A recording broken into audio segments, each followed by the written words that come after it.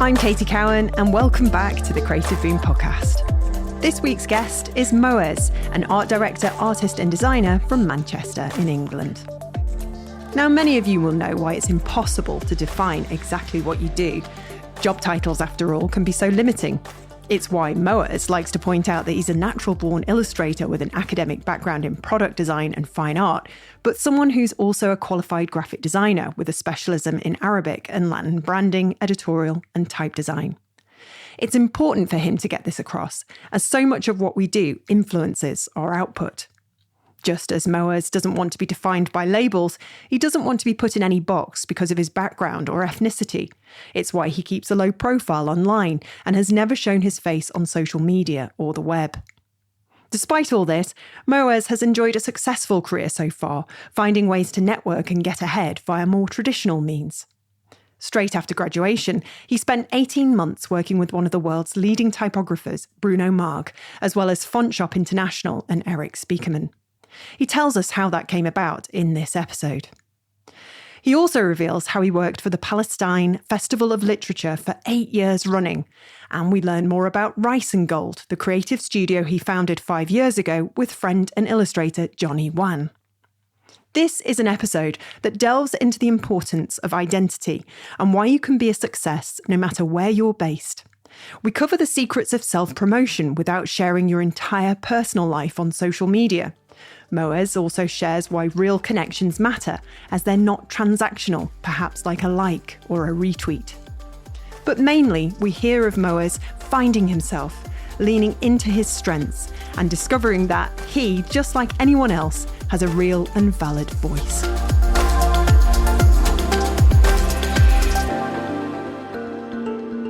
How nice is it to be sat in a room together? I know. Finally, after all the lovely chats we've had. I know. So many emails back and forth. I know.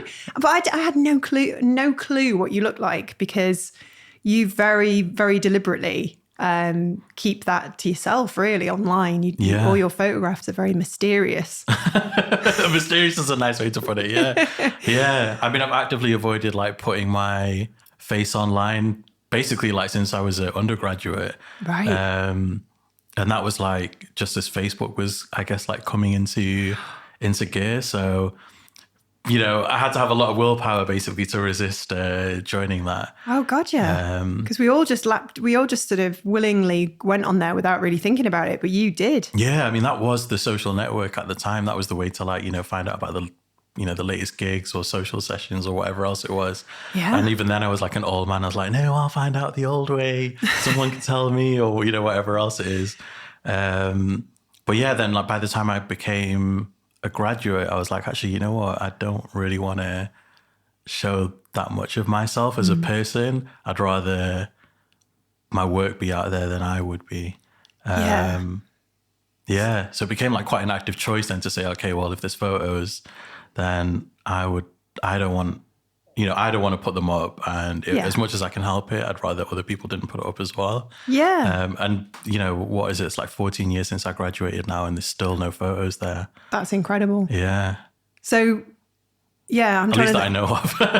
Well, yeah. I mean, there are photographs of you up there, but they're very kind of mysterious. They're very they leave you guessing. It's very clever, actually, because I suppose it forms part of your identity as well. Yeah. I mean, I guess subconsciously it was a kickback as well of people putting identities on me at the time. There was always that prefix of, all right, you're a designer, but you're a, Muslim designer, brown designer, diverse designer, whatever else it is. And obviously that comes from the name alone. I'm not a John Smith type. You know what I mean? You're going to see it from... Neither am I. You know what I mean? I know. So you're going to see it just from the name alone. But even then I was just all right, well, that can be enough.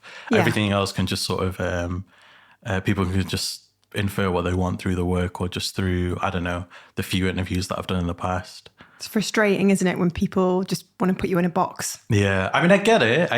It's it's a part of, I guess, social relations, isn't it? It's a way to try to find commonality in someone else. Mm-hmm. That's why, you quite tribal. Yeah, exactly. Totally. That's how you form community, and that's how you form society and connections. You look for those commonalities or differences, because you want to be more curious about someone else if they're different, or if you've got a commonality, then it's like, oh, maybe that means, we can relate on a deeper level or whatever else it is. And so, I get it in that respect, which is why, like, I'm never, what would you say? I'm not like super arty-farty about, when people like ask me more pointedly about like personal questions in that respect. Like, I get it. There might be other people who'd be like, oh no, you can't ask me that. But I'm pretty easygoing about it. Yeah, it's only something, going back to the digital stuff, that I've been really thinking about in the last couple of years. I came off Instagram personally in November last year. So coming up to 12 months. Yeah. And I kind of thought to myself, why am I sharing like pictures of my house? Why am I sort of sharing, random pictures of my trainers and, next to maybe next to a dead rat around here, but why am I doing this? It's just, it's ridiculous. And then I'm sort of like looking and scrolling to see if I've had any interaction and I might chat with people. And it's kind of like a slow creep to that kind of behavior, those patterns where you just sort of, you're out and you realize that, oh, that's a nice picture. That would look good for Instagram. I'll take a picture of that and put it on there. And then you're kind of like, what am I doing? This is madness. Let's go back to phone boxes and brick phones where we just played Snake and actually picked up the phone and talked to people that we cared about, rather than having all these superficial friends. Interactions, isn't it? Yeah, exactly. I mean, it's interesting because obviously, they talk a lot about, the way social media sort of rewires brains and things like that. And I think the way you described it just then is like a perfect embodiment of, I guess, like how social media sort of reprograms your brain, isn't it? Because it really does. You're looking out your experience, even, when you're not on social media, you're still experiencing the world through the lens of that, of like, oh, that would make a great photo. Yeah. But I guess, there's a subconscious like motivation even with that too, to say, all right, why would that make a great photo? It would make a great photo because I'm assuming I would get a lot of interaction from that, and so it's interesting, it's become like it's the dopamine hit, isn't it? It's a dopamine hit, yeah. It's also like it's like commodifying as well, like social interaction too, in a way. Yeah, it's quite sad, It's really sad. We know through like networking and social settings, when people come up to you and ask you certain questions, and they've got like an ulterior motive, that's annoying enough. Yeah. But then when you've got that like on an entire social platform, like you said, with people that you've never met before or people that you do know, and then that's what the social interaction becomes. Then it becomes like a transactional. Yeah. Then it does just become like really soulless, doesn't it? This is why I love this podcast, because it's just been an amazing way, really unexpected way of networking and making real connections. Yeah. Because, there's nothing more unnerving than sitting down with somebody that you don't know, having a microphone, a golf, a fistful away from your mouth and just putting the world to rights. And it's amazing how you can make those connections. And I think in this modern life, a lot of us have forgotten that those real connections they come about from, being vulnerable, not showing the perfect self, which is what happens with Instagram. We end up not showing our best work, not showing that, unflattering picture where it's taken from down here and you've got 3 chins. It's rich to be able to sit in a room with someone and share experiences. And it's interesting that you kind of predicted all of that before you even, and never kind of took out that account, but you've managed to make your because I think coming at it from a creative point of view, a lot of people, when I talk to them and say, will you come off social media? They say, oh no, I can't, not for business. I feel like I still need to be on there. But you've made a success of yourself despite not having, so much of a sort of personal presence on social media, because you are on there. Yeah. But it's not how you've kind of interacted with people, made connections. How was the thing that happened when you came straight out of uni, apart from, being very talented and personable? Because you went straight to work for Bruno Maag and Erik Spiekermann. Fontshop International. At Fontshop. Where I met Erik. Incredible. I mean, again, it's like you said, it's that analog interaction. So even though socials existed at that time, I think Twitter was probably bigger than...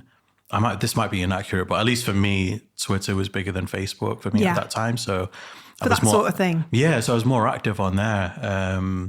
And I wasn't necessarily using it for work, but I was trying to figure out what to use it for. Yeah. Because again, social media was relatively new at that time. But analog interaction was the way that I even, secured those, those jobs/internships.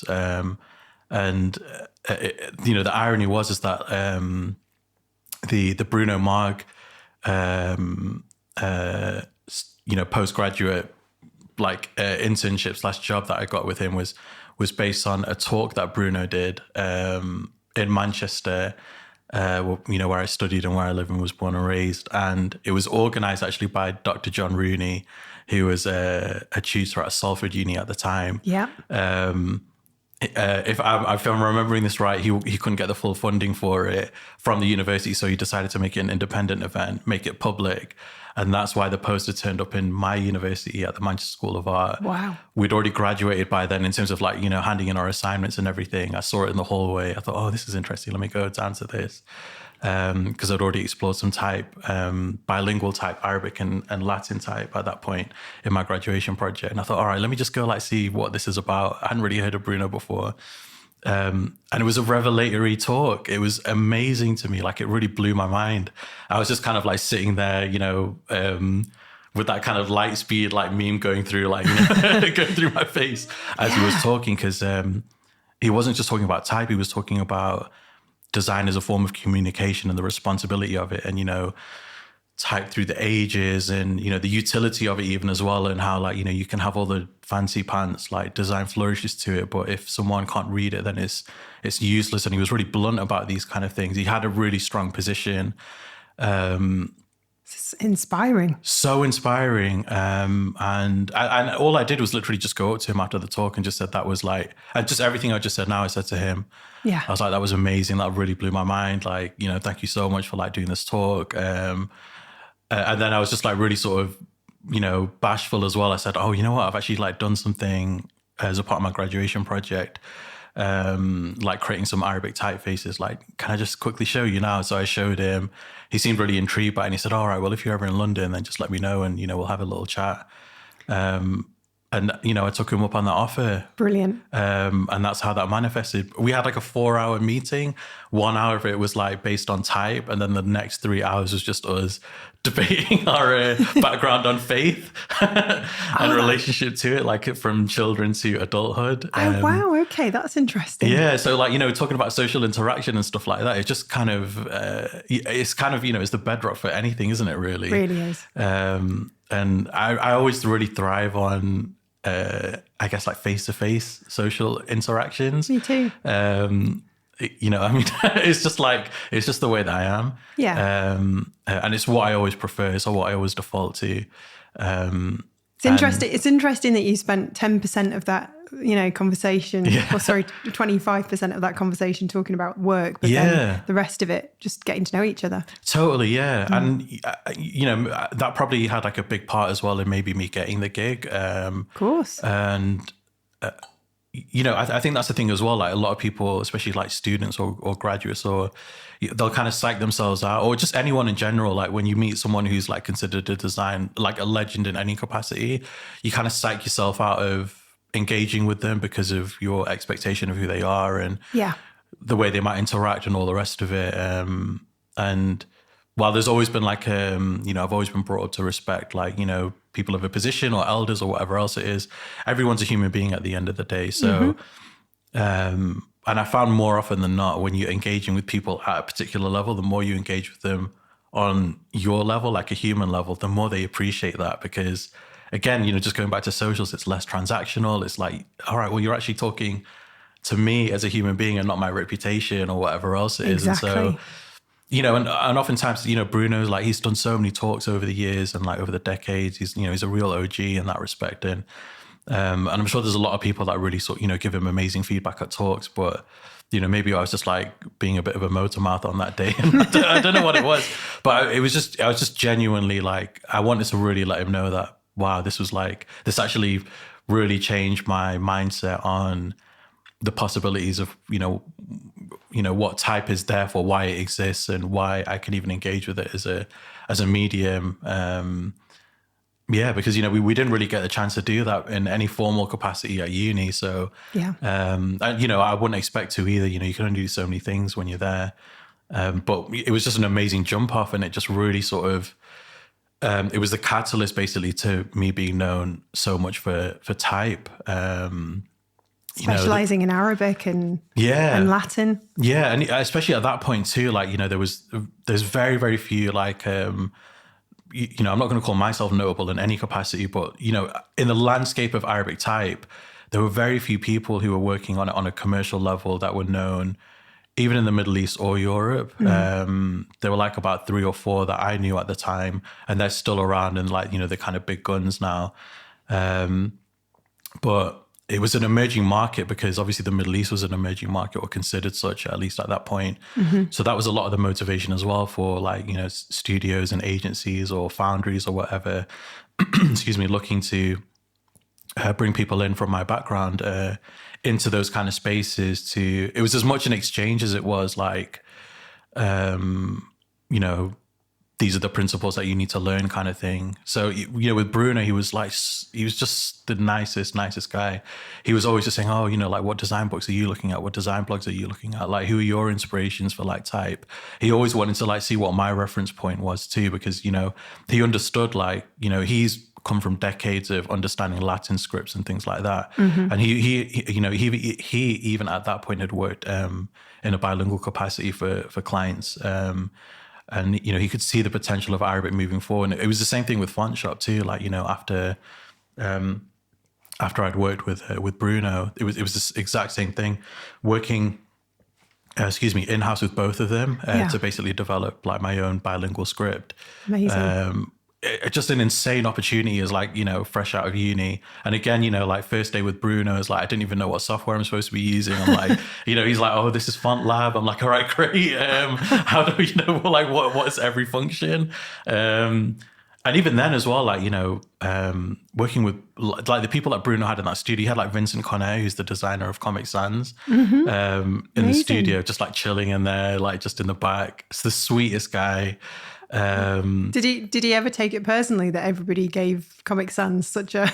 I'm sure he did, but, like, again, it's one of those things where, he designed it with a specific purpose in mind, and then obviously, with it being a part of the Microsoft suite, no one thinks, like, what font they're using and why, when it's, like, in an Office suite program. Yeah. So obviously people, like, used and abused it, like putting it on toilet door signs or whatever else, or, like, using it for presentations. Now wash your hands. Yeah, you know what I mean? Or, like, formal presentation. It's like, it's not for that. He designed it specifically for, its namesake. It was supposed to be like a comic script that kids could use. So, like, poor guy, like, well, what can he do? It's, but, the sweetest guy, the sweetest guy. And so I've been really, really lucky even in that capacity. Yeah. That a lot of the big time guys that I've met have always been really gracious and really humble and just, like, giving me the time of day. Do you always find that, like, people who are really, really good, really talented tend to be the most humble, tend to be the most open? Yeah, I mean, it's not always the case because, again, like, you can be like, a talented asshole as well, just to put it bluntly. That's probably me. No, not at all. But, it's just one of those things, isn't it? It's like, it's these... I mean, it's just like anything in life, isn't it? People can do their job really efficiently, but they can be really awful people as well. Yeah. Like whether they're in work or outside of work. And now we're going to list them one by one. Let's put them on blast, right? Joking. Yeah. So, Hall of fail. That's it. But yeah, I mean, I and again, I just feel really lucky in that capacity as well, that the people that I've met, or that, I've even met them in the first place. Yeah. And been lucky enough to have had that intimate a relationship with them, like, over that course of time, especially, like, that early, literally at the inception of my career, like, as soon as you graduate, which was around 2008. Yeah. Good grief, gosh. It started with Malcolm Garrett as well, like, I love, like, just rattling off, like, and I'm not talking about the big people, I'm talking about even just, like, just anyone who's had an influence on my career, like, even from my parents, my siblings, like, it comes, like, from the family as well at a certain point, because I'm the youngest of 3. So my older siblings, like, you know, they encouraged my parents to like give me a shot at a creative career, because I was thankfully like a bit of an all-rounder at school. So, you know, I really didn't want to go into like medicine and all those other kind of traditional routes, business or anything else. I really, really, really was passionate about, you know, creativity and design, but I just wasn't sure like how to make a living from it, because like in high school, all you do is like fine art and product design, essentially like woodwork and stuff like that. And I didn't really know like what a career in that would look like outside of, I don't know, you know, like doing someone's portrait on the street. You know what I mean? Because you don't see those spaces, do you? Like designers are hidden basically from society. Yeah. But that's, you know, the way we're apparently supposed to be. Supposed to be the invisible like architects of, you know, society, aren't we? Yes. The Wizard of Oz basically behind the curtain.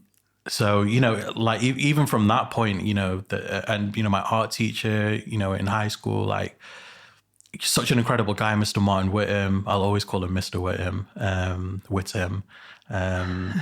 He's such a sweet, sweet guy, but he was so encouraging. Like he never pushed me one direction or the other. He was always just really nurturing of like whatever interest I had.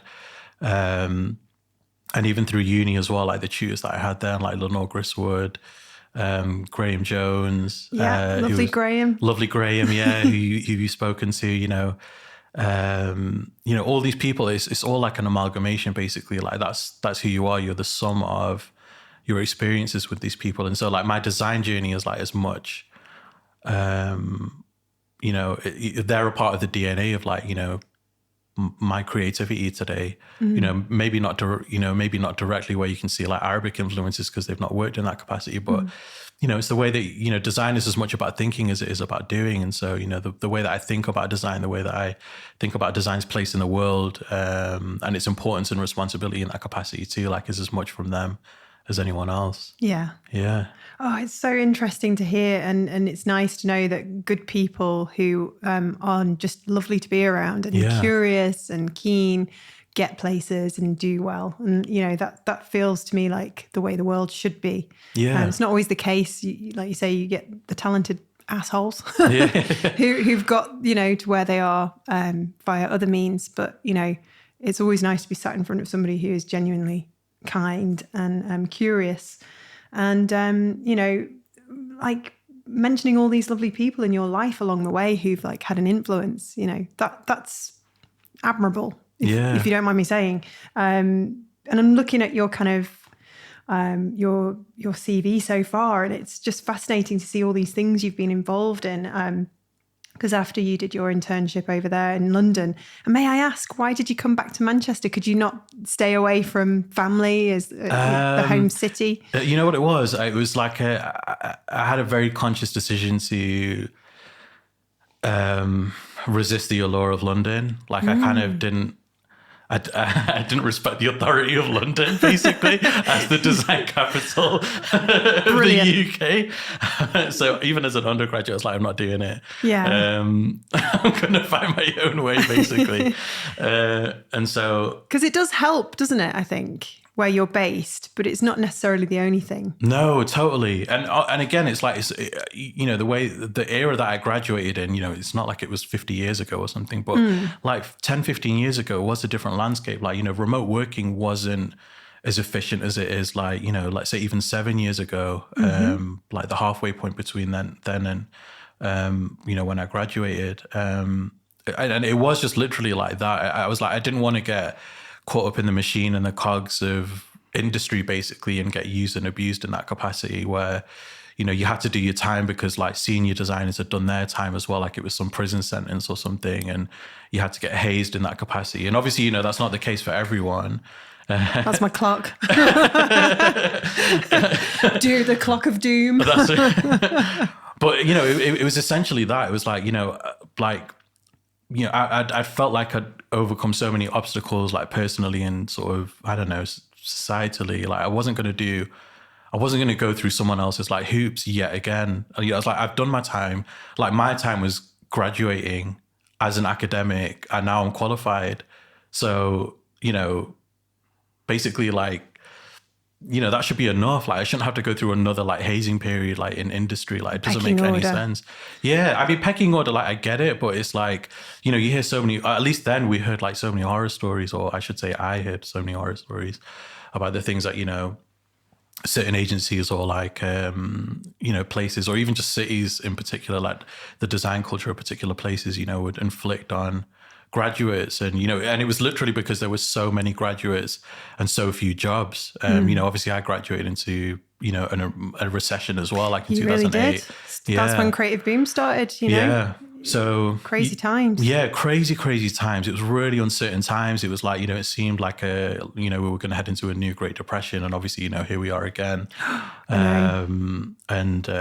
So it was just that. It was like, okay, I'm, maybe it's an ego thing. It's like, I'm not going to do it. I don't feel that I need to. Yeah. I don't feel like I deserve it. And, but I was also as well I had a very particular perspective on design as well, which I knew I wouldn't be able to like really explore in the way that I wanted to. But then I didn't know like where I'd be able to do that anyway. Yeah. Because in my final year, I was really looking at, like design from, I guess, like a multicultural perspective, like looking at my race and my faith and politics and, all that kind of stuff, and presenting it through editorial concepts and things like that.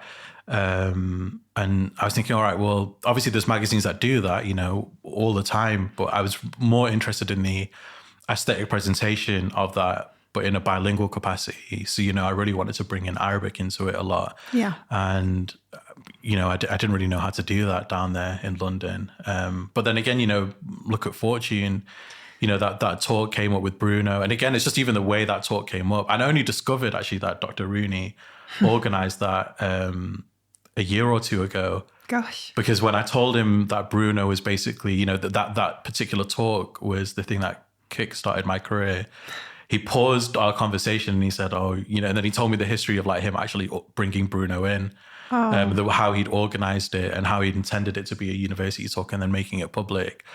And just, even, like aspects of my career have just been, I've been able to trace like good fortune that way as well. Like I got like my longest ever client, it's beyond a client relationship now, but my longest ever client, like I got from a tweet. Wow. In like 2009. Good grief. And there was I can't even remember how like their tweet came on my timeline, but they were basically asking for donations of books, academic books that could go to a university in Gaza. And I think there was an assault on like the region, like the territory at that time. And I was thinking, oh, well, I'm like not that far out of uni. I still know some undergraduates, like, I'm tapped into the uni in that capacity. So if there's any textbooks I can get off there, maybe I can like sort them out. So I just responded to the tweet in that. Was that the Festival of Literature? Yeah, Palestine? exactly. Yeah. So, and then they just said, oh, actually, we're good on books now, but we do need a designer. Oh. And I was like, oh, great. I'd love to. And then, I worked on their like third ever festival and then was with them for like about almost 10 years after that. Good grief. Yeah, incredible, right? That is incredible. So you just never know basically like where things will come from. Mm-hmm. And yeah, that's essentially like, kind of how my career has always sort of operated, through networking in that respect, just either through recommendations, referrals, or just like genuine interactions, I guess. This will be really handy for anybody to kind of, anybody who's suffering from the algorithm changes with Instagram at the moment. Yeah. They'll be kind of glad to hear that, it really doesn't make too much of a difference as long as you go to events that you are interested in and reach out and chat with people, and you just never know where it's going to go. Yeah. What I'd say as well, like on top of that, is that, even before an algorithm existed, there's like, I think the way we use social media as well is like, it's still very transactional even now. Like, you save a post, you like a post, you repost it, whatever. You're constantly relying on the algorithms to do the work for you, or you're using like the least interactive tools there. It's quite lazy. It's really lazy. But like what I'd say is that, as designers, and again, when you think about like, interacting with someone, you're not doing the least like to engage with them, like us face to face. I'm not just giving you yes and no answers. Like, and that's the equivalent of what social media is. It's like so binary in that respect. Yeah. And I always say to people, like, especially like undergraduates, is that if you ever see something like work that you like leave a comment and just say why you like it. And that's it. Sometimes it can be as simple as that, because just hitting the heart button means like nothing really in the greater scheme of things. But saying why you liked something, that will mean the world to that creator, because it's like, oh my God, like you're actually seeing me as the creator, but you're also seeing my work as well. And like, it means that you've looked at it for longer than a millisecond before scrolling by. Like you're actually engaging with me. And, even if they don't engage with you back, again, don't think about it transactionally in that way. Like just think, okay, well, this is the way that I want to operate in the world. Like I want people to know that if I like something, I like it. And this is why, and again, it shouldn't be a transactional mindset. It should just be like, this is meaningful. It's meaningful, yeah. But and it's just like, if it's we always talk about how like dark the world is and all the rest of it, and it's so easy to focus and like hone in and critique all the the BS in the world and stuff like that. But then if that's the alternate, if that's the focus, then the only way you can shift focus the other way is like to praise the positive or highlight it in some capacity, and a like or a save or a repost or something like that. Just it's not enough, I mean, we're talking about AI these days as well, creating work and stuff like that. And, what you're going to say, like if someone's created something through AI, it's like, oh, well, congratulations on finding the greatest keywords there. But it's different, when like someone's actually like, I don't know, drawn something or photographed something or like, created a piece of clothing and, whatever else it is. It's like, wow, there's a level of skill that's gone into that. That's human, you know what I mean? That's analog. That's like taking time and consideration and skill and dedication. And, let me give you props for that, or let me give you my perspective on that as someone who's not in that operating in that world or something, to say, this is what I see and this is what's speaking to me. Yeah. What do you think of things like DALL-E? Do you think they're going to be tools that every creative adopts? Or do you think they're a kind of huge threat to creativity? Where you sort of prompt something into this tool and it'll draw it. Yeah. Taking inspiration from millions of images around the world. Yeah. I mean, inspiration in like heavy quotation marks, right? I know, that's what because that's essentially the data. That's what you can't see me doing. yeah. I've seen the debates on it, and I think it is a threat to our industry only because it's not a tool in the conventional sense of what a tool is. It's actually, it's actually generating the final artwork itself. Of course, you can like, creatives are saying, oh yeah, but there's a sequence of keywords that I'm using, that are unique to me, and and I can like, add or amend on top of it. And it's like, that's great. But the idea is that it's not there for you as the creative. It's there for people who aren't creative to generate imagery themselves. It's not there as like a Pinterest for you to generate new images to inspire yourself. It's there to generate images, full stop. So in the same way that like things like Squarespace have, made a lot of, a certain strata of like web designers obsolete. Yeah. A lot of other designers like myself, are guilty of using those kind of tools because they are cheap and effective. Yeah, sure.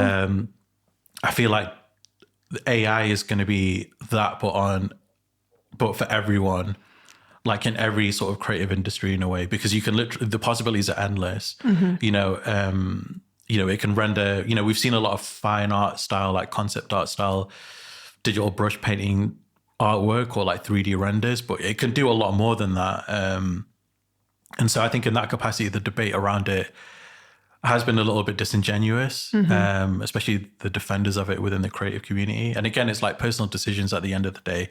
I get, people are talking about the evolution and like, oh, when television came around, radio hosts said, it was, always going to be the end of us, et cetera, et cetera. But this is much different. It's not like an Adobe tool. It's not like, it's nothing like that. It's generating the final artwork for you.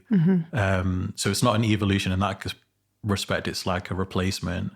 It's going to be a really fascinating decade. Yeah. Because it's moving so fast. Totally. Yeah.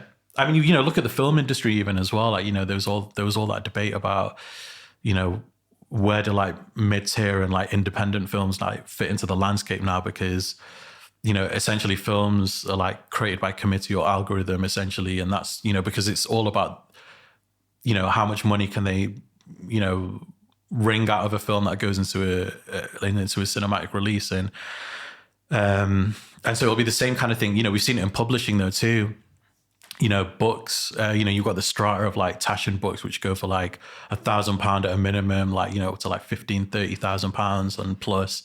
Then you still got the Penguin editions, like the classics that are, less than like £10. And, it's that kind of, you've got the strata there, but then it's like, where do you meet in the middle? And I think that's what's going to happen in our industry too. It's like, you will get the independents, but then you'll get the super like luxe, customizable, 5-star treatment designers and agencies, and then everything else like that's supposed to be mid-tier or lower will basically just be regular people using AI to generate it. I was chatting with the American graphic designer Louise Sandhouse on the podcast last week, and she was saying when the Apple computer came out in the 80s, all of the specialists at the time that were working in that traditional field ended up kind of like not losing their jobs overnight, but their kind of roles sort of not necessarily disappeared, but changed forever. And then graphic designers could then do all of those things that those specialists were brought in to do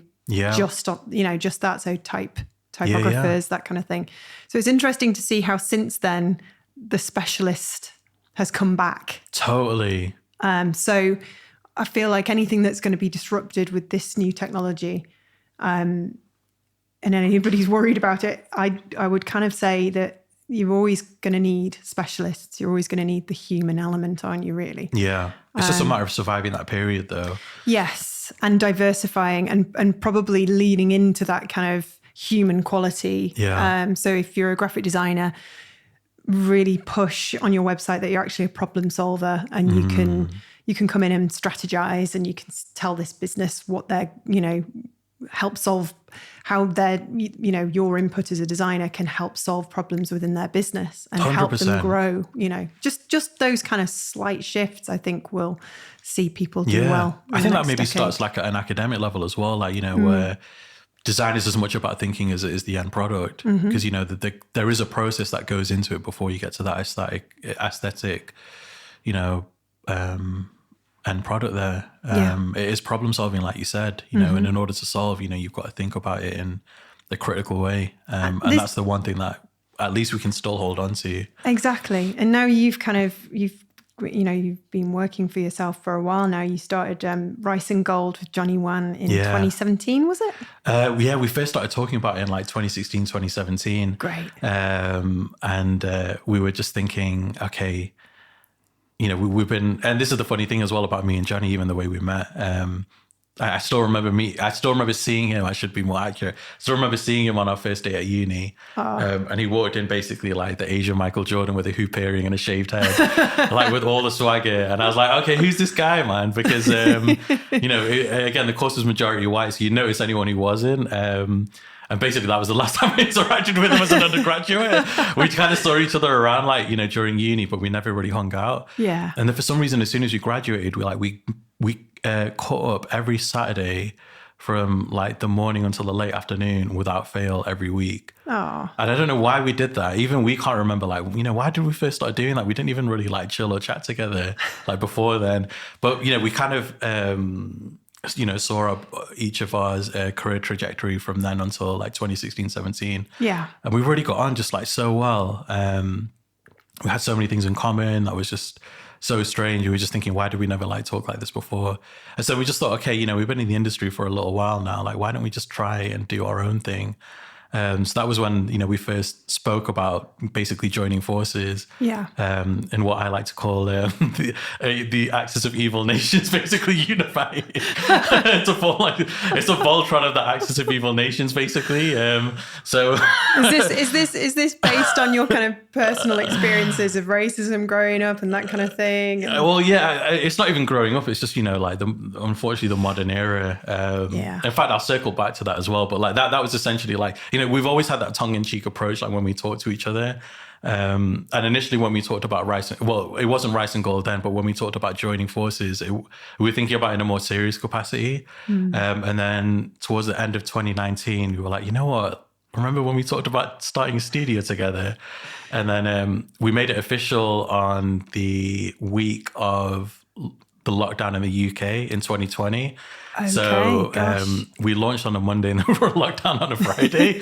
Wow, great. But you're both based in different cities anyway, aren't you? So you were set up perfectly. No, totally. But I mean, again, it was just like, oh no, the world is shutting down. Like, what are we supposed to do in terms of outreach and stuff like that? I know. So in that respect, it was just like, oh gosh, like what a time to launch.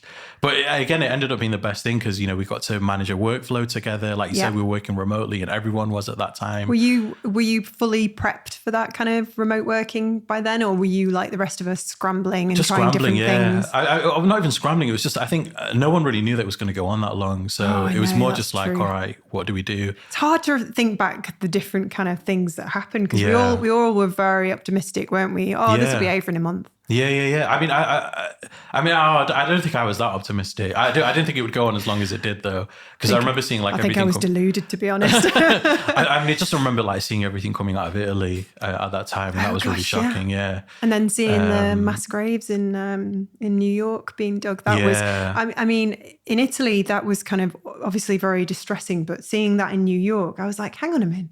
What, Italy, New York, what's going on here? I was just head in sand trying to... I mean, it seemed really apocalyptic at that time. Like it was just, and obviously it was just an unknown variable. But like in terms of the studio and everything like that, like I think we were just thinking, okay, well, if we're going to do this and if we're going to do this at this point in our career now, like, even 6 years after we'd originally talked about it, let's like what do we want out of this? And so we figured, let's just do something that's fun, that's... it doesn't feel, it doesn't have the weight of basically like the reputation that we've already gained independently. Yeah. It can be something that's loose and free. And, like my work is like, can seem quite self-serious from the outside, even though it's not, So it's more just like, okay, well, how do we bring our personalities through? Like, let's really play into like, the fact that we're just the obvious people that stand out in the room. Even then I would always joke like with my like lecturers that, oh God, if I wasn't so studious and I didn't like turn up to a lecture, you'd really notice because it's like I'm the one brown face like in a crowd of like, in a sea of white. So I'd always like joke about stuff like that even then. And so it's just like, let's bring that kind of flavor now. And it's like, all right, well, rice and gold's great because it sounds like a takeout. And, and like, we'll just get people thinking, we're like a restaurant or something. And build into those stereotypes. Yeah, totally. You know what I mean? And like rice is like a staple food for both of us and gold's a big part of our culture and, it's blah, blah, blah. And so we're just having a ball with it and, basically just like branding, like a dream joke client, but it's like ourselves.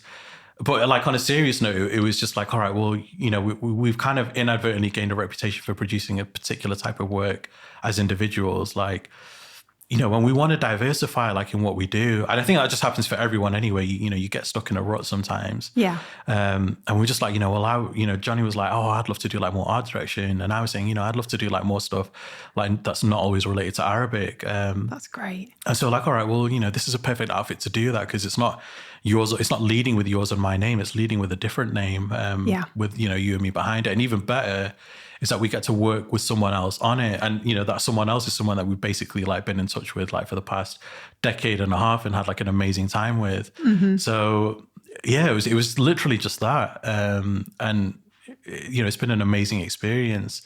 Do you have like daily kind of Slack chats I wish we were more official, like with Slack and things like that. We just, we do a lot of, I don't know if it's my old man influence, even though we're both the same age, but like I'm still like on emails and telephone calls and stuff like that, because it's just the way we prefer to engage. Yeah, and then we do at least like one day a week, either in Manchester or Sheffield, together, just like, brainstorming or just actually producing things and planning things forward. You never tempted to go and live in Sheffield? I keep joking with him. He wants to, his determination is to come back home to Manchester now, right? Even though he's from Sheffield. And I was saying, well, you've really introduced me to the benefits of Sheffield now. So ironically, like, you're going to come to Manchester thinking that it'll make it more efficient, but I'm going to end up moving over there. And we're going to be in the same position that we started out in, having to work remotely again. Oh, bless. Yeah, because that's the next question, isn't it? I suppose. Are you thinking of getting an office space together? Yeah. Because if you really value those kind of real interactions, surely being in the same room will be, lovely. Yeah, it's inevitable, I think. It's the most efficient way to work. So that is like our first, one of our first like big milestone goals, to make that happen. And we're really, really excited about that. Great. And just making that happen in the most organic way possible too. Like a big part of like Rising Gold, as well as like, representation for us culturally, as well as it's just representing the North, the Shires, even, sometimes as we call it, because Lancashire and Yorkshire. Definitely. You know what I mean? And so it's like, obviously there's so many people moving outside of London, like back up here now, even here for the first time. And that's great. It is bringing a lot of opportunity, but it's also kind of pushing out a lot of, small independent businesses too, and pricing them out of the city centre. Getting expensive in the city centre now, incredibly expensive, yeah. So, it's kind of like all the benefits that we did, have as a northern city is starting to kind of dissolve a little bit. And so, that's another kind of aspect of Rising Gold as well, of like saying, we really want to represent our home cities.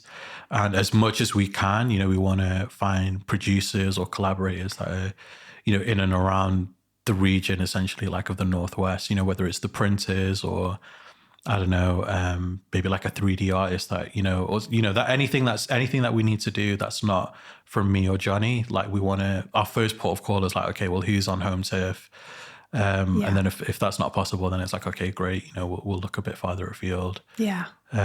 Gosh, I remember coming to this city 10 years ago and office space was abundant and they weren't expensive. Yeah.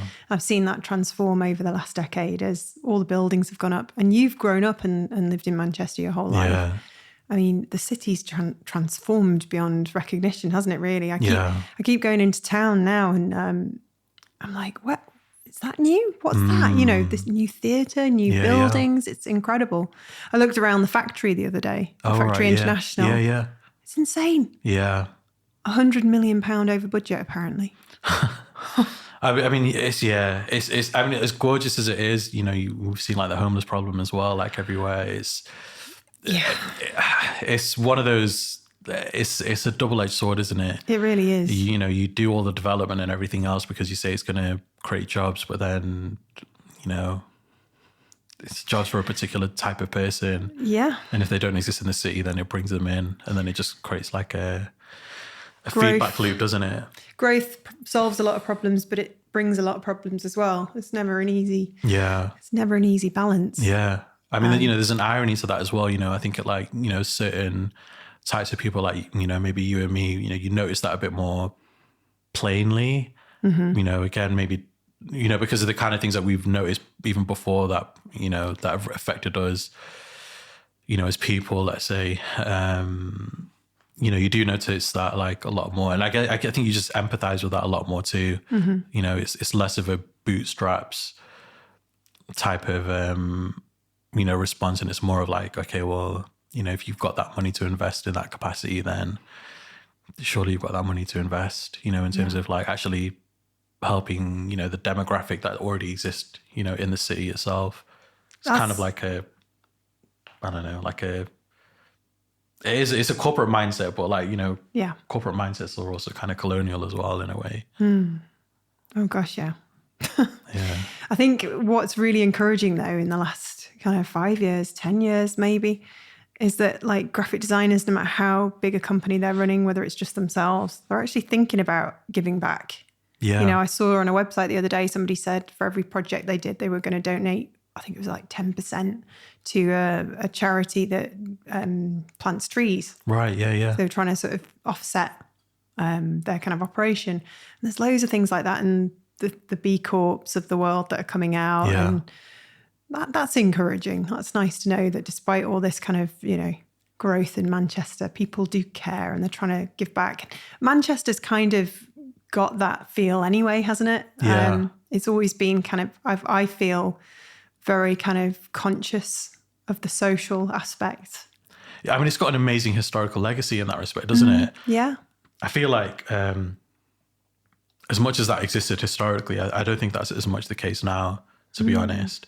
I think it is kind of like a pastiche of itself where, you know, obviously it was built on industry. It was built on the backs of like working class people. It was built on, you know, the backs of revolution. Cotton industry. 100%. Yeah. And, you know, the legacy of, you know, cotton industry as well, like wasn't, you know, a bubble within the UK either. You know, it had like global, you know, context and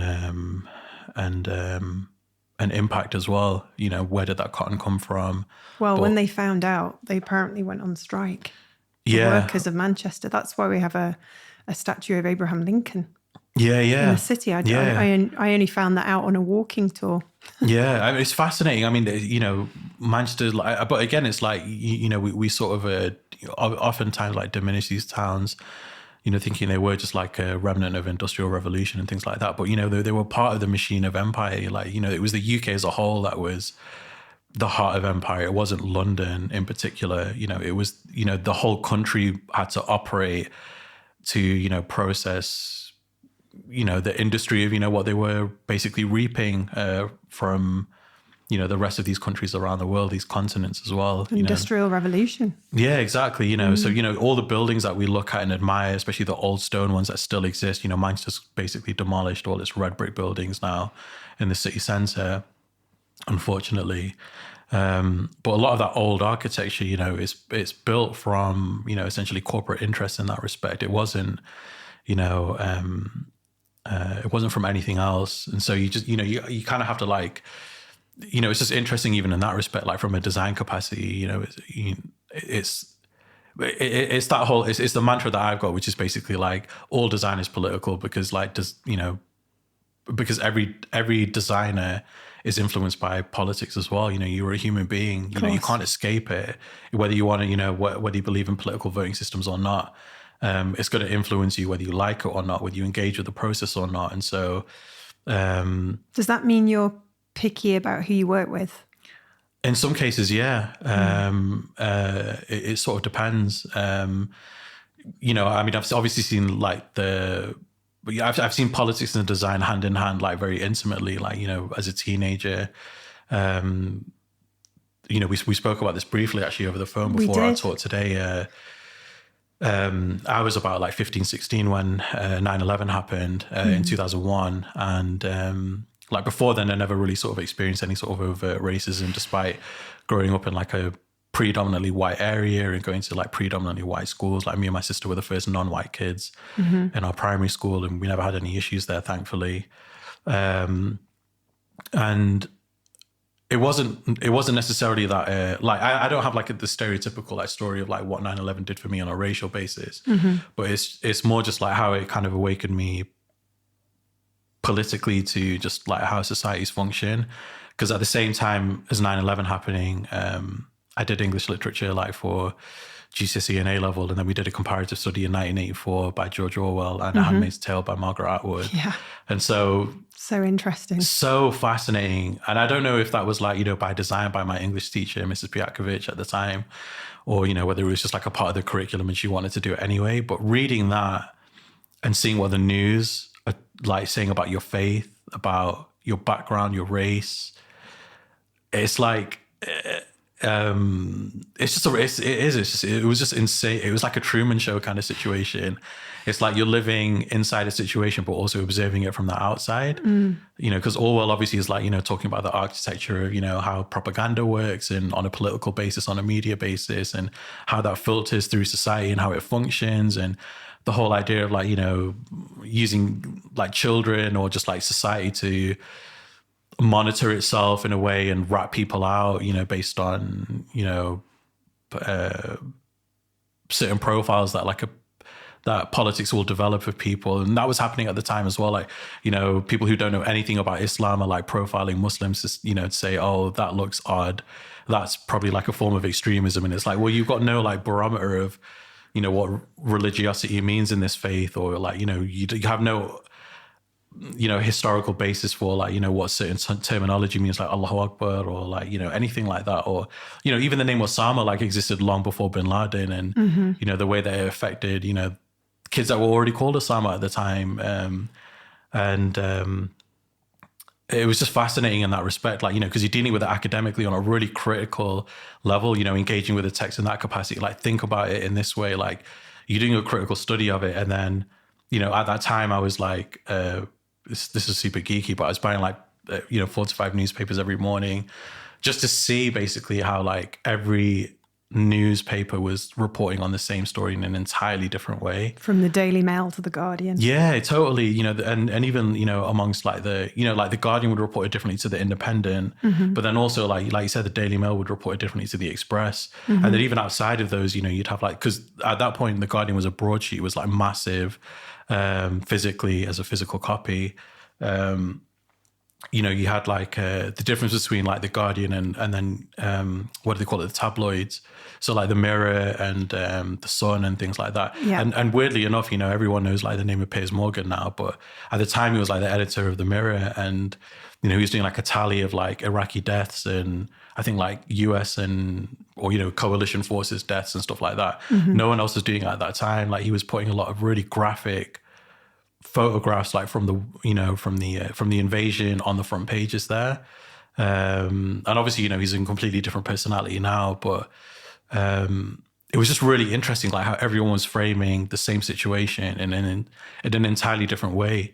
So it made me realize that, okay, well, everything that Orwell's talking about, it's still totally relevant today. Like, it never went away. It's like more relevant now than it ever was before. And it really made me sort of reevaluate like my position in the world. I was forced to ask questions of myself.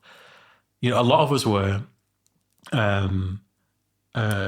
of ourselves that, we weren't necessarily like prepared to, I don't know, even think about, like when you're like 17, 18, like. It's a lot to take on. Yeah, it is. Yeah, it's a lot to take on, and obviously like certain people, certain Muslims or certain people who like looked Muslim, let's say, they dealt with it in different ways. For me, I thought, okay, well, this is like a perfect opportunity for me to really sort of like reevaluate, like, okay, well, what does it mean for me to be a Muslim? Like, what does it mean for me to pray 5 times a day? What does it mean for me to, like, why am I not really drinking alcohol? Like, why am I not eating pork?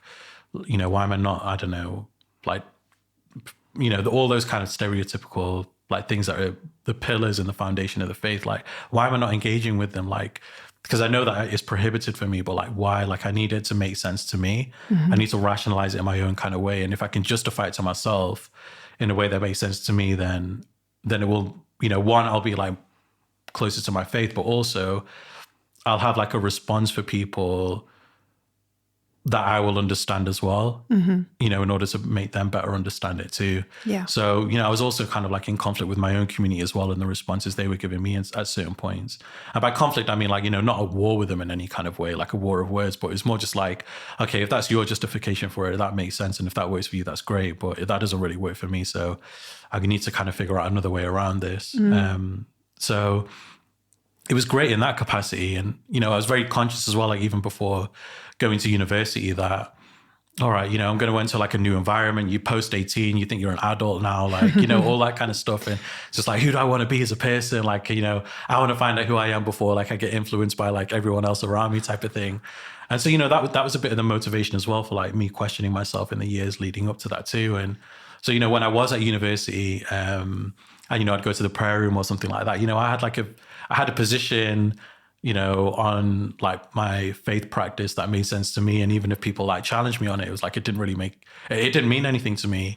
I was like, all right, that's fine. That's, the way you operate and this is the way I operate. That's a lot of self-awareness for an 18-year-old.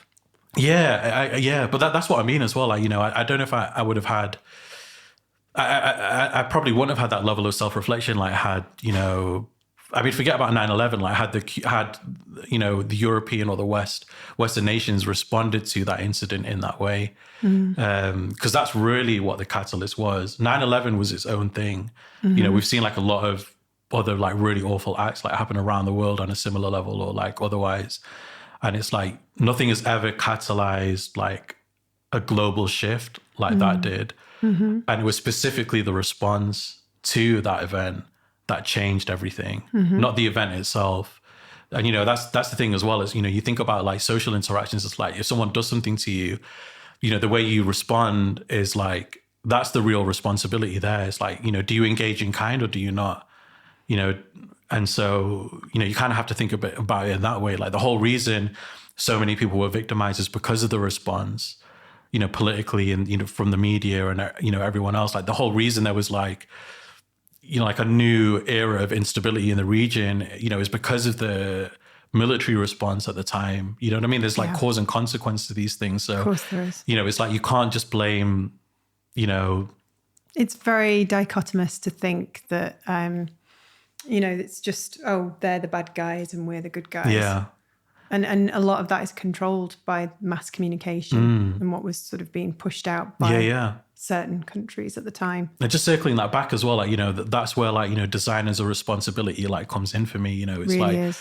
And it doesn't have to be like, you can't absolve yourself from it. Like, even if you're in like an advertising position or I don't know, you're creating children's toys or whatever else it is. It's like I said, all design, or I call it all art. All art for me is like political because again, those that create it are governed by it.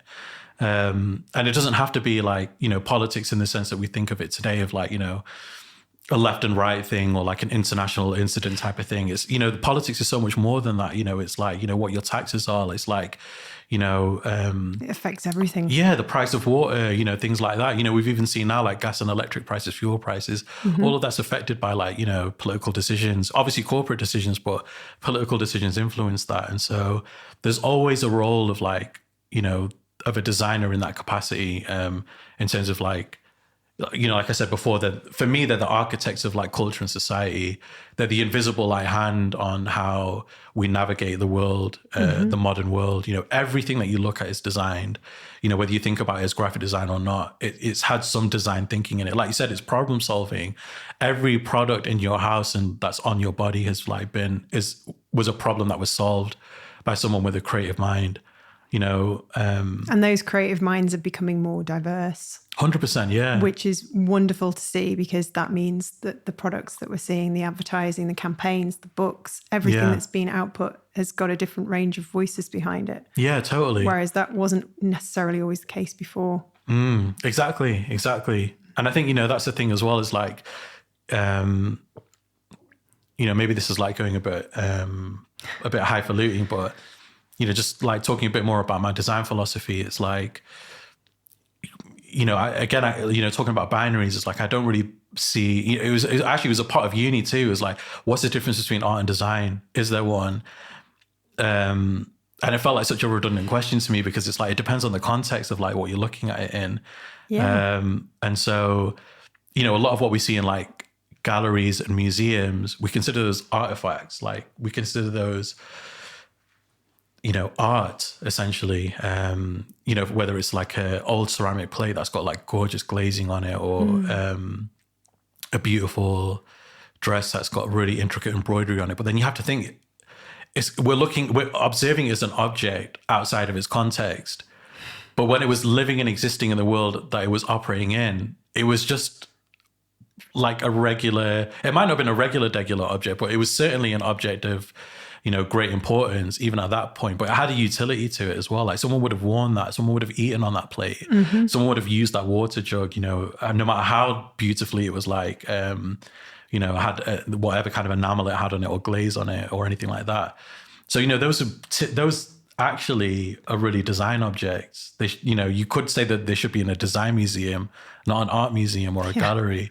So it all depends on kind of like the context that you look at things. But, that's where, the same thing with the media kind of comes in politics. Those are the obvious aspects of like, we're always kind of, taught to see those as, it's one side or the other, yada, yada, yada. But it's the same thing, like just in a more kind of aesthetic sense as well. There's an interesting aspect there too, is there's almost like, people decry, the idea of objects today being so kind of bland in a way. There's no sort of finesse to them anymore like there used to be. Yeah. And I find that really interesting because I think that's actually true now. I think there was a point where it was minimalism as an aesthetic, and now it's minimalism as like a corporate overhead because like it costs too much to produce it a particular way, and it's cheaper to produce that way, kind of thing. Sure. And I find that kind of fascinating now because I think there is sort of truth to that kind of commercial influence. And again, talking about transactional sort of responses, it's like it is sort of making the world less soulful in a way because, the objects that, start to occupy our space and that we interact with are just there to get the job done. Yeah. They're not really there to provide comfort or pleasure or, anything like that. And then you have to think, okay, well, if we're talking about design as like, being the blueprint for a society and a culture, what does that then say about the society and culture that we live in today, And it's no longer like, restricted to geographic boundaries anymore like it was conventionally. We're in a globalized world, for all its pros and cons. So, what does that mean for this era? If this is what the objects that we're dealing with, is that why there's such a trend towards like vintage and antique, hunting, because we're looking at these treasures of the past and, is it just because, we want something that looks nice in the house, or is it that it harks back to an era where it felt like, there was more kind of care and consideration put into into these objects that we used every day. I mean, again, you can romanticize it in that way too, because obviously the era that these things were created in, there was a lot of, incredible like inequality and, so it's almost like romanticizing it in that capacity too. Like it's, again, taking the object out of context away in a little bit. I suppose the customer as well will play a lot of a part in it, and it's what they're kind of demanding. Yeah. So maybe that minimalism is a kind of, people kind of keeping costs down, having less stuff, being a bit more thoughtful. I mean, that's the optimist in me. Yeah.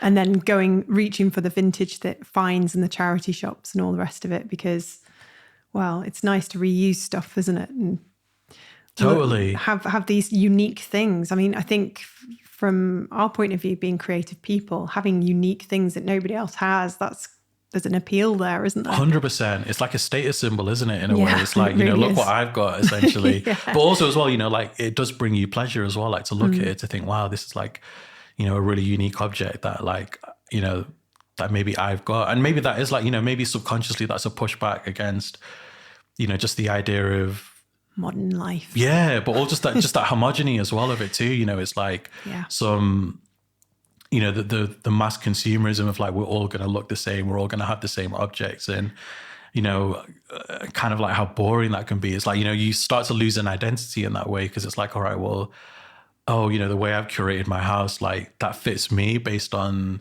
I don't know, the specs that are available on the market. But then you go to someone else's house and they've got half the same things as you. It's like, it's quite crap. absurd. Yeah, you know what I mean? So it's like, it's you start to realize in a way, like how does, again, like design curates your world in a way. It's, and then when you start to see in that capacity, you can be like, oh wow, like who, all right, well then like what is my position then? Like, what is my design style? Like what is my aesthetic? But then, you're really trying to find an identity in that way, isn't it? Yeah, definitely. And an identity is important for all of us. I suppose it's part of being human. We want to feel like we're something. It's a subconscious thing, I suppose. People, we like to put labels on ourselves, not necessarily want to be put into a box, but we, like you say, when you're trying to find out who you are, you're kind of like, well, if somebody says, what's your pitch? You've got 5 minutes, you have to sort of go, oh, so you have to really think about these things. But one of the things I find really interesting, we were chatting before this discussion about escape and how there was this kind of urge from you to maybe leave all of this behind and go and live on a mountain in a sort of hut that you do up slowly, and maybe have a few goats. There is like, I get a sense from a lot of people I chat with at the moment, that we're all like we're all searching for this kind of escape. And I wonder what that is and why that's the case right now. Because we've just come out of a pandemic. The last sort of 10, 20 years have been quite, turbulent, really. What's your opinion on that? Why do you want to kind of like go and live on a mountain? or is that I'm putting in words? No. I mean, I'd call it a fantasy of mine, because I imagine in practicality, I'd probably like, come back to the quote unquote real world after about like a day or two. Give Johnny a call and say, "Come rescue me." Yeah, that's it. But I think it is literally just that. I think it's just it's the it's just the transactional nature of just everything in the world right now. Like, it's so hard to escape. Like. And you just, that idea of isolation just makes it feel like, it's just all about nature, isn't it? Basically, you're just out in the wilderness, you're with nature. Start talking to the hens. Yeah. It's exactly that. It's like, all right, well, they'll give me like a real conversation when like, a person won't or something.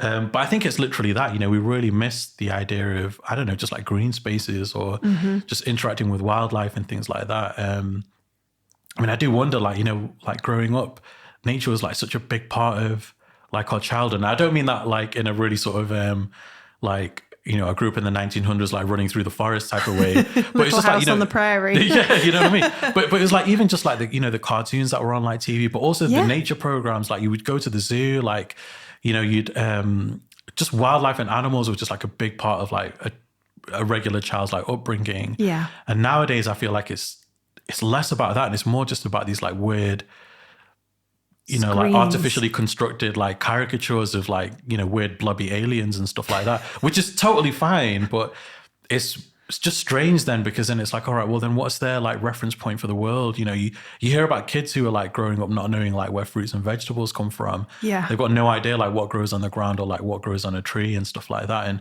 sad. It's like, all right, we didn't know that, inside out as kids either, but we had a reference point for like certain capacity for it. Oh yeah. And so I think it just kind of comes down to that. It's just the idea of like, just going back to basics, like going, it's like, it's earthing yourself again, isn't it? Basically, like,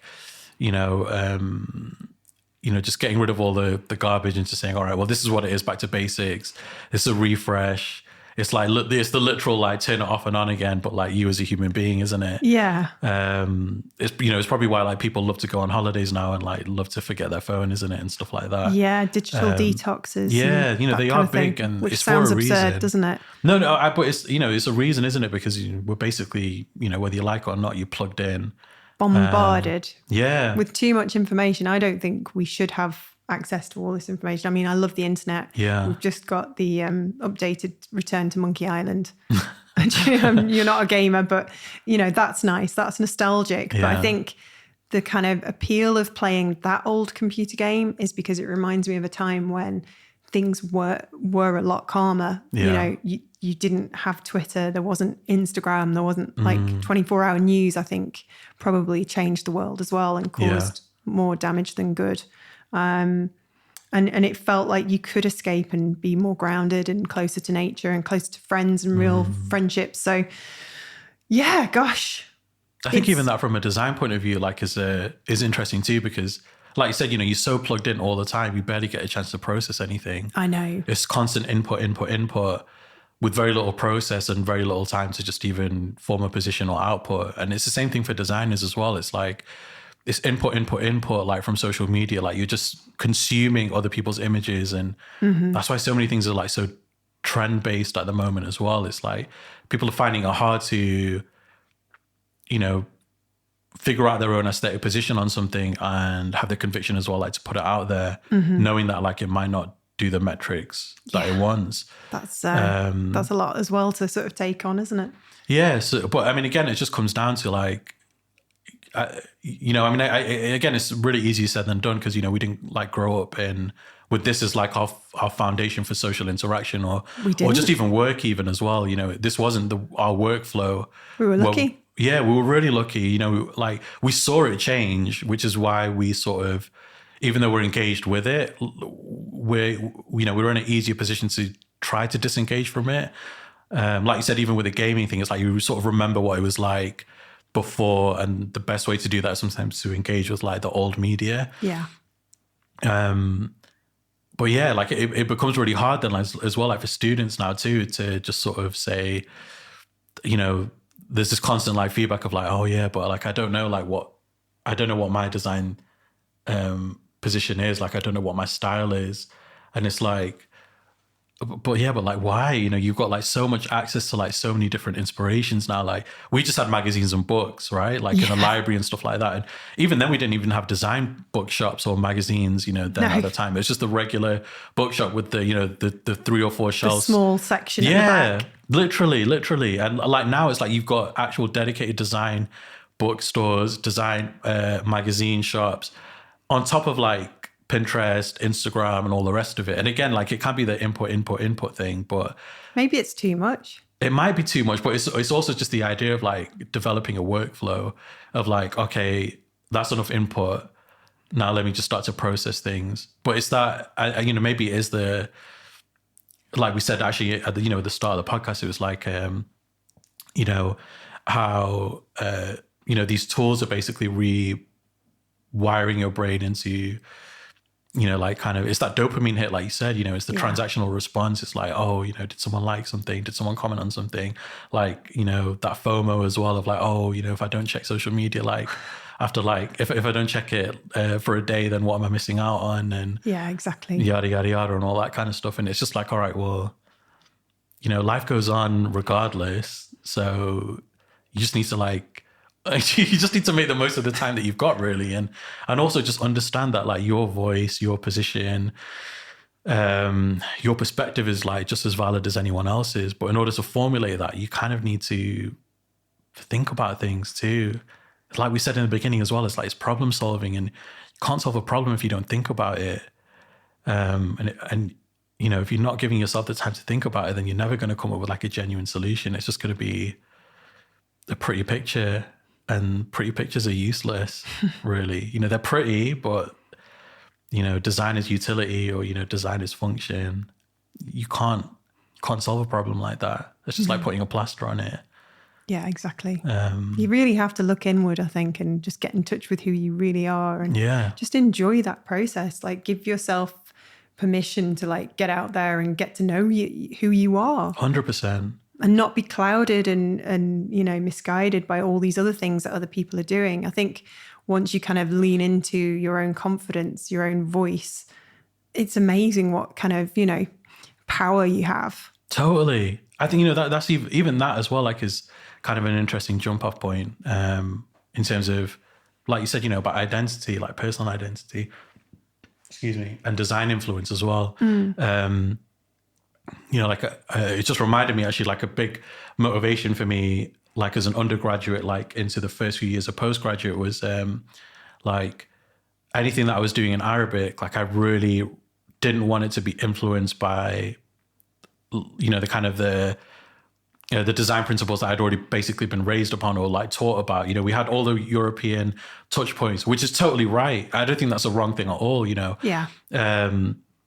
Well, I'm living in Europe and I'm working in Europe. That and I'm working in Latin as well, like in English scripts. That's the language I'm speaking and operating in. Like, why would I learn anything else? It doesn't make sense. But also as well, like in context. All right, well, if I'm working in Arabic, like I want that to have its own kind of natural evolution too. And I saw at the time like a lot of type development or just even development of design from the region was getting really heavily influenced by European design principles and techniques. That's interesting. Yeah. And so it was kind of like very much like try to force a circle through a square hole type of situation. Like almost literally, in some cases, because conventionally Arabic is like seen as like a really curvaceous, like, rhythmic script, and Latin's really formalized now. But Latin wasn't always that way either. It was calligraphic, it had like, insane illuminated drop caps and, scribes were the masters of their time and all the rest of it before movable type. So it's just that Latin had like a longer period of, being formal in that respect. So development. Yeah, totally. It was standardized for a lot longer. And so, but the issue that I was seeing was that like Arabic was getting formalized to the proportions of Latin in order to kind of, in order to exist in the same space as it. And that was like, why is that happening? Like there's so much like amazing aesthetic diversity in terms of like calligraphic styles and nuances, like from regions and countries that didn't even like, exist, like until the past, 50 to 60 years, that's another conversation as well.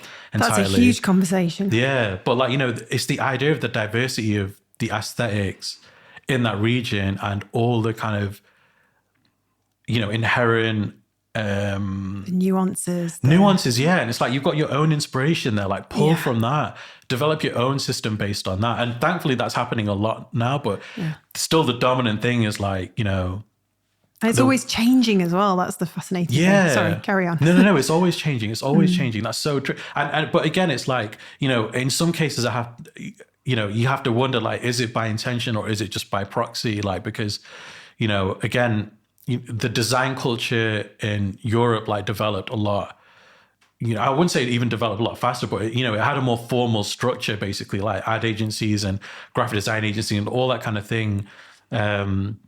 Especially in a corporate sense, there was a need for standardization through those kind of capacities and career paths. Like there had to be a standard because that's how people had to operate in. Then, that's how you formalized a working structure and a pipeline from university as well, like into these spaces too.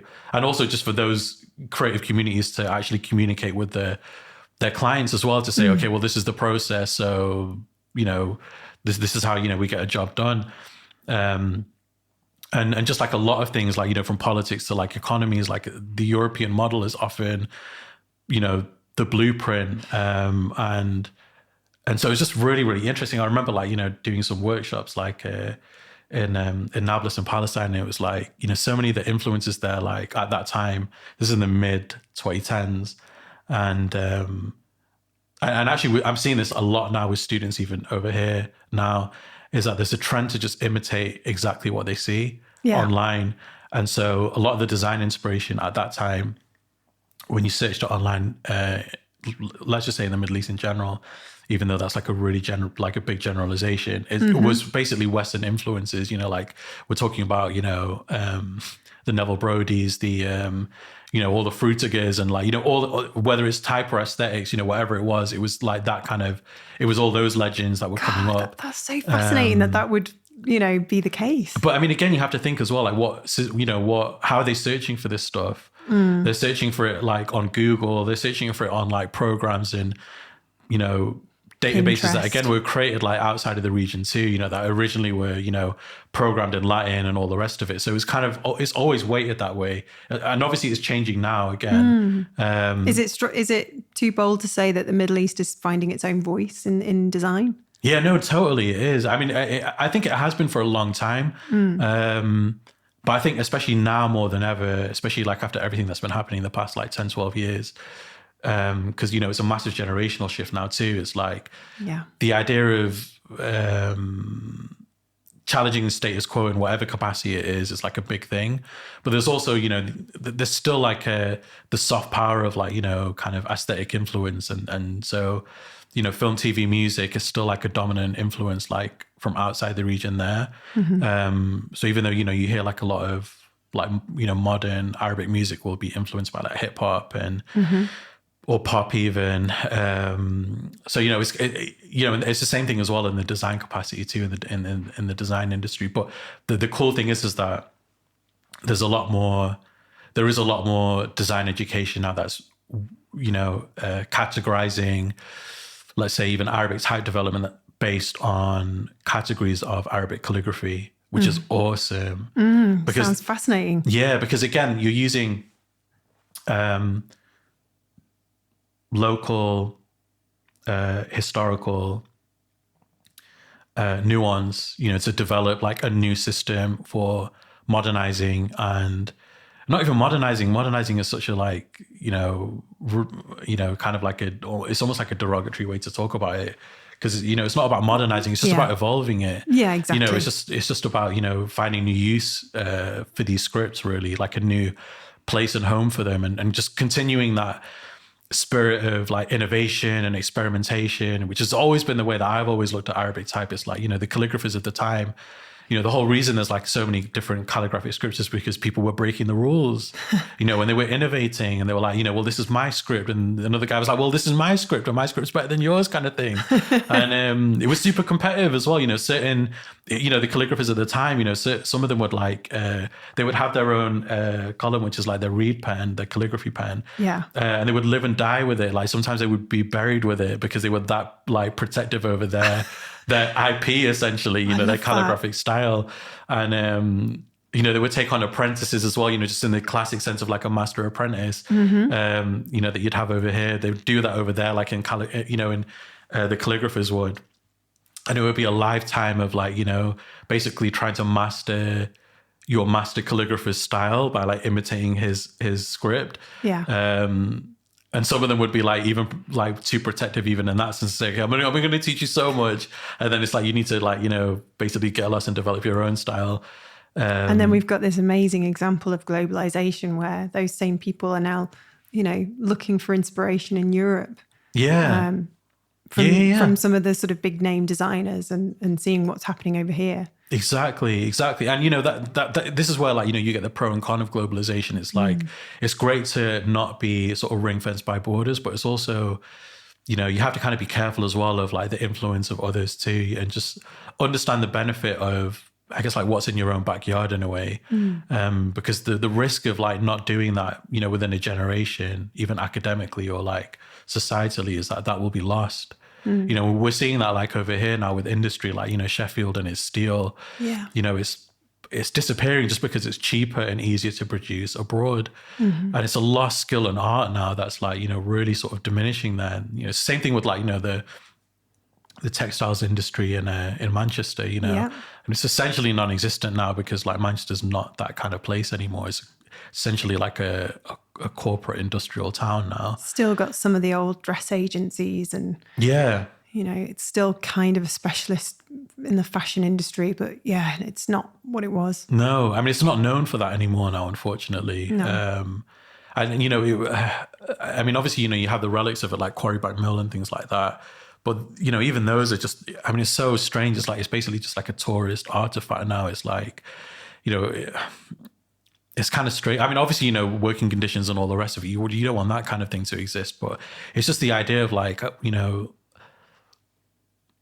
it's kind of sad that the legacy of all those skills, even though I guess they were for corporate interests, even at that time, never really translated to the modern era. And, that's what you see a lot now outside of Europe too. Again, it's the globalization model that's based on, again, the European model, which is basically like quicker, faster, cheaper, and, you see, this is where like cultures live and die, national identities live and die, languages live and die as well in that respect too. You lose a lot of that diversity in that way. And that can be really, really sad. It can be really, really sad. But again, that's why it's all the more reasons to just sort of, just look around you, like, with fresh eyes, fresh lens, a fresh set of lenses on you, and just think like, okay, well, if design really is like again, like the blueprint for how society functions and how it's created, then let me really start looking at like, okay, well, why did someone choose this color? Why did someone choose this texture? Like, why did someone, like, when was that building created? And, why does it still exist today? Like, why have they kept it around today? It's, it's a status symbol essentially of, a more affluent era or something like that. Do you know what I mean? It's like, why did Berlin like keep, aspects of the Berlin Wall there? Like, why did they keep like, you know, where the Berlin Wall fell, like why they kept like that metal line that runs through the city where it's like, this is where the wall used to be. Like even as well on their like government buildings, you've still got the remnants of where, you know, the buildings were shelled and like bullet holes, like from, you know, the World War. And, you know, in a lot of cases, you can just see like the irregular brickwork where they basically like carved into it and filled it in. And in a lot of cases, they've still kept it, you know, because it's a fabric of that society. It's a fabric of that place. You know, they've not hidden it. It's a part and parcel of who they are and their narrative, you know, their story.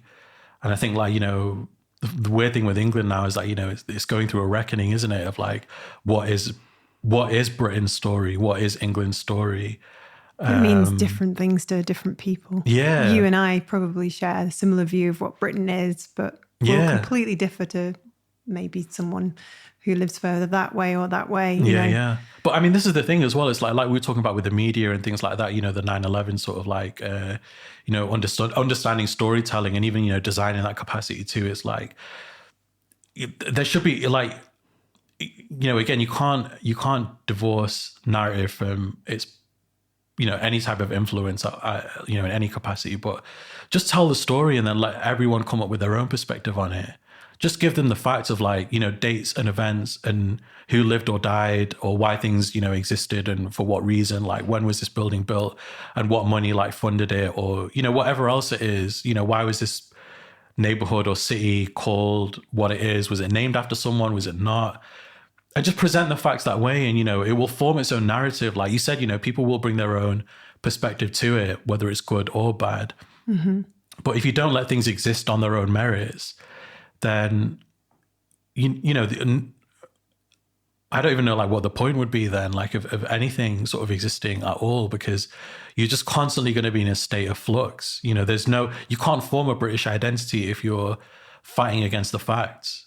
You know, if you're looking to curate the information that you want to present. And it's the same thing with design as well. It's like, you know, you're given the brief is essentially the facts, right? You don't like pick and choose based on the objectives that you've been given. You know what I mean? It's like you're bringing your perspective to what the solution would be to that. But ultimately the facts are the facts, aren't they? The brief is the brief, the objective is the objective. Like, this is how many products I want to sell and this is who I want to sell it to in this amount of time. Or, you know, whatever else it might be, if it's a charitable organization or something else, you know, those are immutable, you know, that's the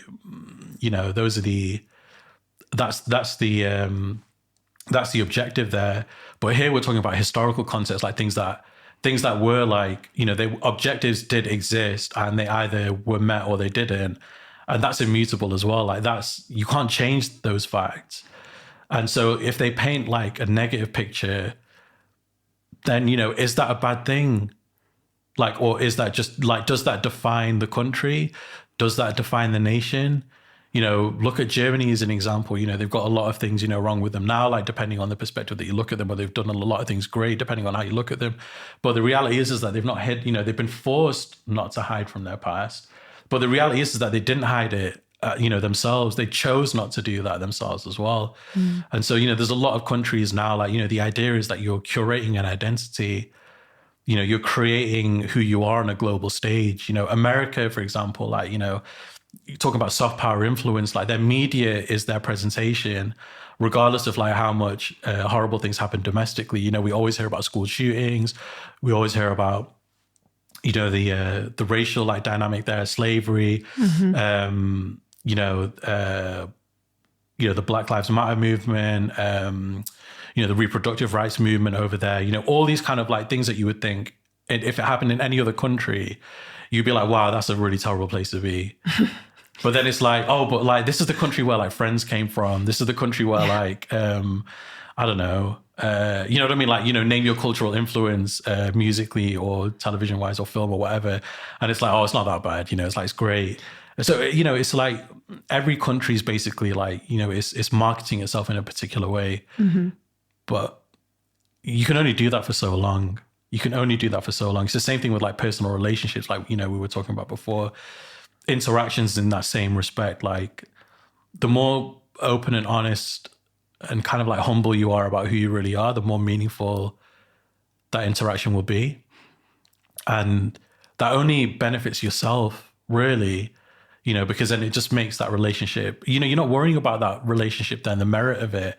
It's sincere.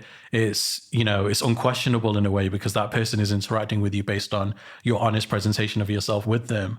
And so it's the same thing, even like, you know, with branding and all the rest of it. Like, you know, obviously those are curated interactions with consumer markets and all the rest of it, but it's the same thing on a political level as well. Like, you know, the design of a country, like from its flag to, you know, the architecture of a city, you know, again, like we're talking about the changing landscape of Manchester. Like, why have all the red brick buildings gone? Like all the factory buildings gone? Like, what is Manchester trying to say about itself now? Like in a design sense, like what are they aesthetically, you know, trying to represent now? You know, it's like it's these like skyscraper glass and steel buildings that say nothing about Manchester's past, but, you know, what is it saying about Manchester today or its future potentially? Like, you know, and then you look at a place like Sheffield, which, you know, hasn't had the cash injection that like Manchester has, or, you know, maybe the reputation that Manchester currently has, but like it's got so much more identity and personality to it. You can still see that it's like a living, breathing entity that, you know, hasn't really sort of, you know, maybe it has got problems of its own. I don't know. Like, you know, I'm kind of seeing it through like rose tinted lenses as well myself, because I didn't grow up there, but Yeah. it's just fascinating to see like how much of its heritage is still exists and how it's being repurposed as opposed to erased in a way. You know what I mean? And maybe if they had the cash injection and incentives that Manchester did, maybe they would go the same route. Yeah. You know what I mean? Yeah.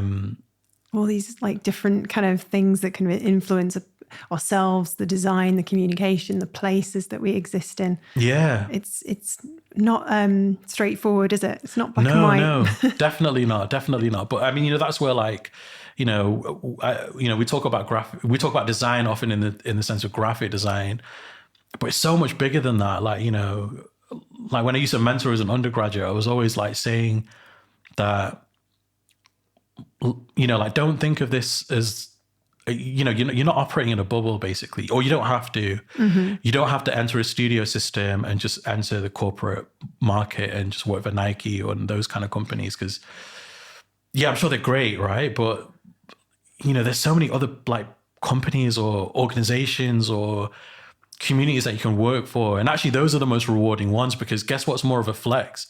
Is it more of a flex to say that you did a design for Nike, which everyone's already invested in?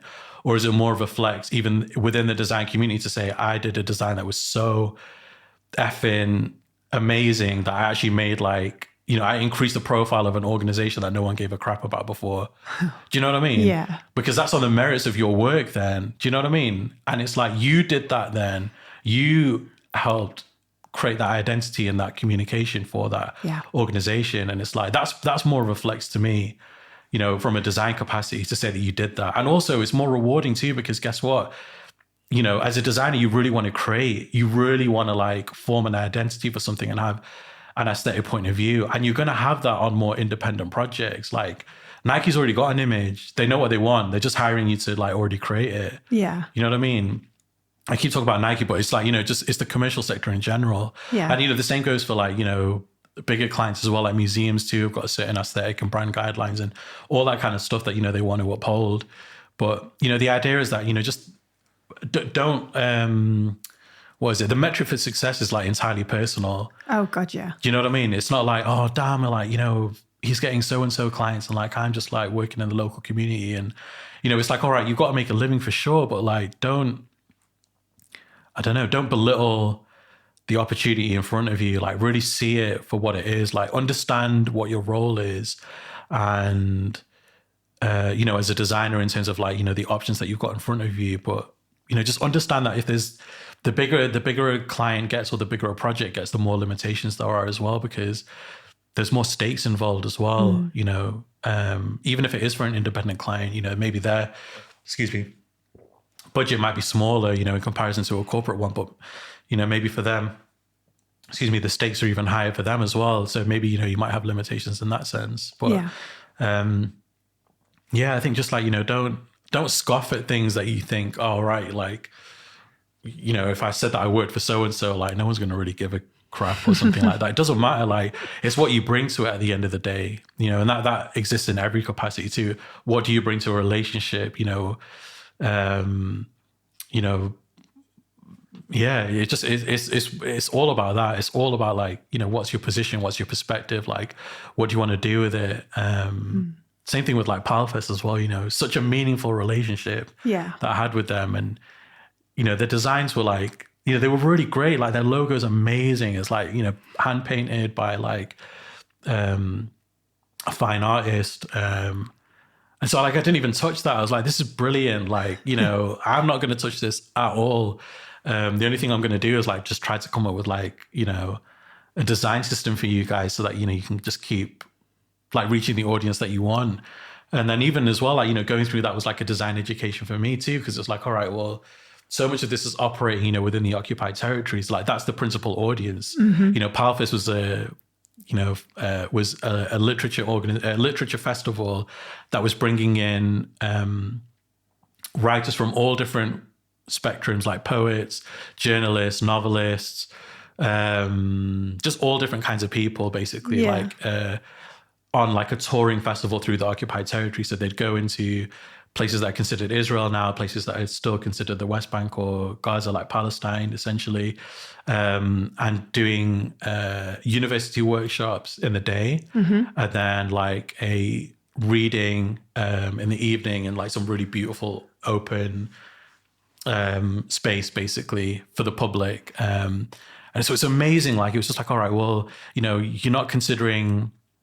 For me, like the reason I wanted to engage with them is because, I'm sorry for like going over time here as well. Oh no, it's fascinating to hear. I mean, we will have to wrap things up in a minute, but because we've been chatting for, oh my goodness, an hour and 40 minutes. We might have seriously? to. Yeah. Oh my god. We need to probably end things, but just to wrap things up, it's been so interesting listening to how you've lent into your identity and how that's still something that you're exploring, and just hearing your sort of perspective on how, the world's coming together and there's all these exciting avenues that designers can go down. And you've really opened up my eyes even more as well, just to really think about the buildings around me and the history. Cool. It's just so fascinating to hear your perspective on things. And honestly, I mean, I can't thank you enough for giving us all, sharing all your wisdom, and I know it'll be really helpful to a lot of our audience too. So thanks, Casey. That means a lot.